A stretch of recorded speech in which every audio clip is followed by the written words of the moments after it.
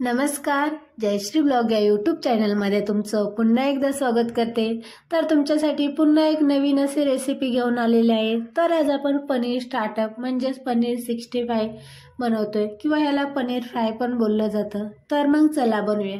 तर इकडे मी 200 ग्राम पनीर घेतले, त्याचे छोटे पीसेस केले, जास्त पण छोटे नाही केले। तर मी ह्या साईजमध्ये त्याला पीसेस करून घेतलेले आहेत।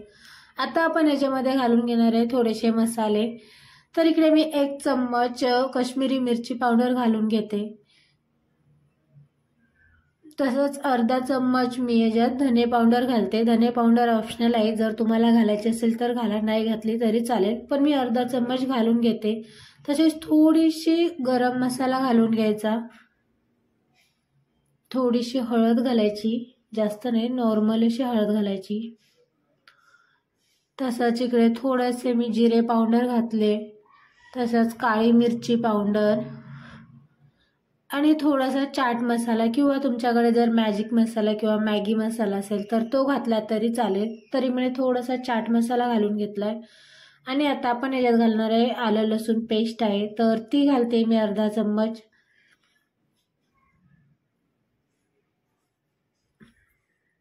तसेच आता आपण याच्यामध्ये घालून घेऊया दही। तर इकडे मी 1.5 चम्मच दही घालते, पूर्ण घट्ट असं दही मी यूज करते।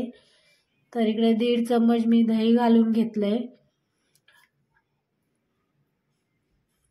आणि आता याच्यामध्ये मी घालून घेते 2 चम्मच मैद्याचं पीठ आणि 1 चम्मच कॉर्नफ्लॉवर। कॉर्नफ्लॉवरच्या ऐवजी तुम्ही जर तांदळाचं पीठ वापरलं तरी चालेल। आणि आता याला व्यवस्थित मिक्स करून घेते। थोडंसं यात चवीनुसार मीठ ॲड करून घ्यायचं। मिक्स करताना हाताच्या साह्यानेच करा, कारण जर चमचा आहे तो पनीरला लागला तर त्याचे पीसेस तुटले जात आहेत। तर त्यामध्ये थोडंसं पाणी घालून घ्यायचं आणि त्याला व्यवस्थित मिक्स करून घ्यायचं आणि 5 मिनिटं रेस्ट होण्यासाठी ठेवून द्यायचं। तर इकडे 5 मिनिटं झालेले आहेत आणि तुम्ही बघू शकता मस्तपैकी आपलं मॅग्रेट झालेलं आहे पनीर। तर आता आपण याला फ्राय करून घेऊया। इकडे एका कढईमध्ये मी तेल गरम करायला ठेवलं होतं। हे तेल मी अगोदर पण एकदा फ्राय करायला वापरलं होतं, तर तेच तेल आहे।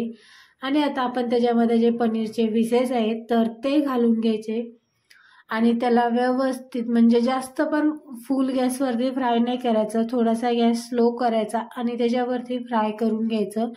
मीडियम फ्लेमवरती तुम्ही जेवढं फ्राय करसाल तेवढे ते मस्त कुरकुरीत होतात।